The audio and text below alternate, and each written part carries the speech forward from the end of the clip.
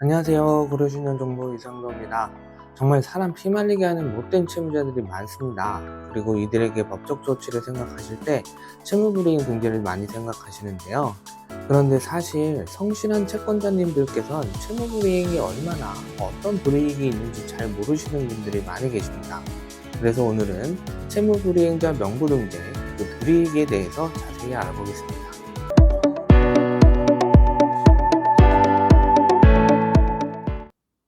채무불이행 등재에 대한 불이익은 생각보다 굉장히 많습니다.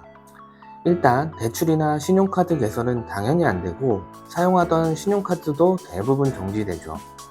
이렇게 되면 신용카드를 쓰던 사람은 돈줄이 막히게 되어 생활이 굉장히 불편해집니다.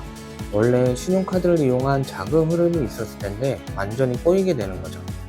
뿐만 아니라 마이너스 통장 연장은 당연히 안 되고, 만약 전세보증금을 은행을 통해 마련했다?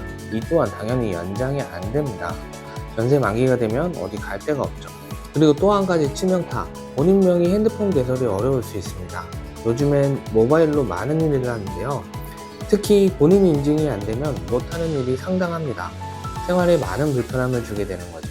또한 어디 취직을 하거나 사업을 하는데도 신용이 상당한 영향을 미칩니다. 법인이나 개인 사업을 운영한다면 대표의 신용 점수가 경영에 반영될 때가 많고, 신용이 안 좋으면 취직이 안 되는 회사도 많죠. 저희 고려신용정보의 경우도 6개월에 한 번씩 직원의 신용 점수를 확인해 만약 채무불이행 등재가 되어 있다면 상당한 불이익을 받습니다.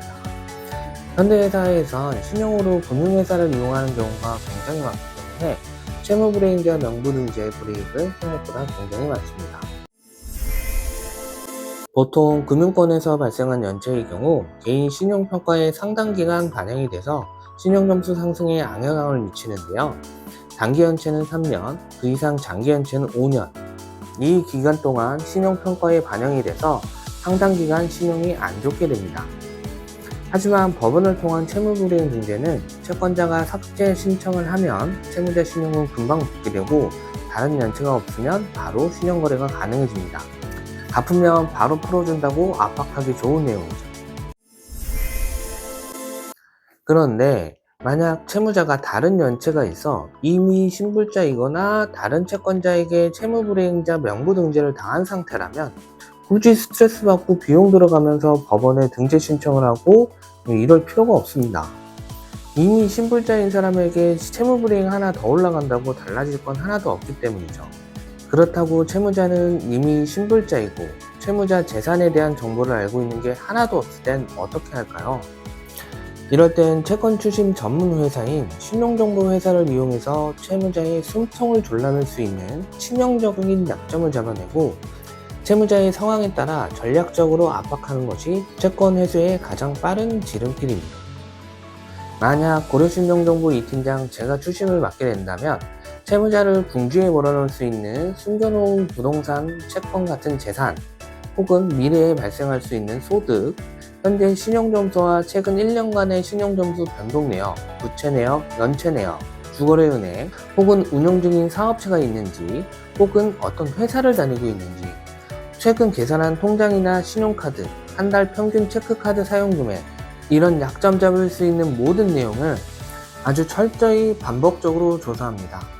이런 조사는 한두 번에 끝내면 절대 안 되고 주기적으로 계속 모니터링하며 정밀 분석을 해야 채무자에게 큰 불이익을 줄 수 있는 점을 찾아낼 수가 있는데요.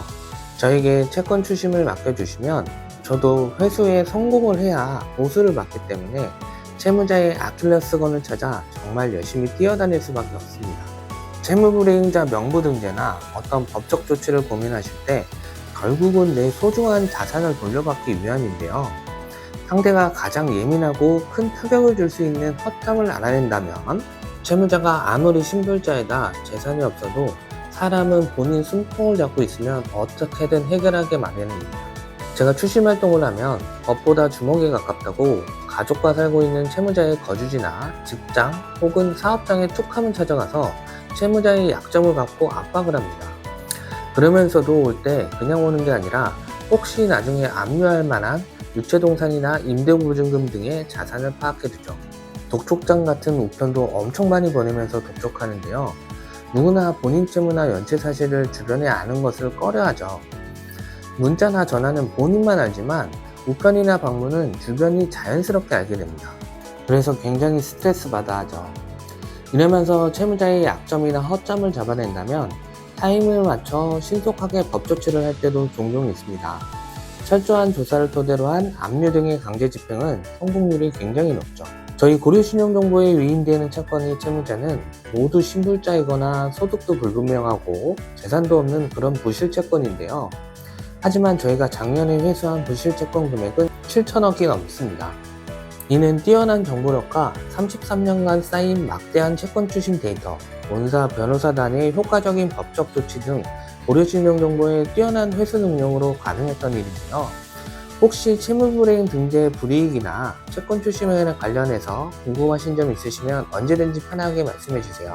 주말이나 평일 늦은 저녁에도 성실성의껏 답변 드리겠습니다. 끝까지 시청해주셔서 대단히 감사합니다.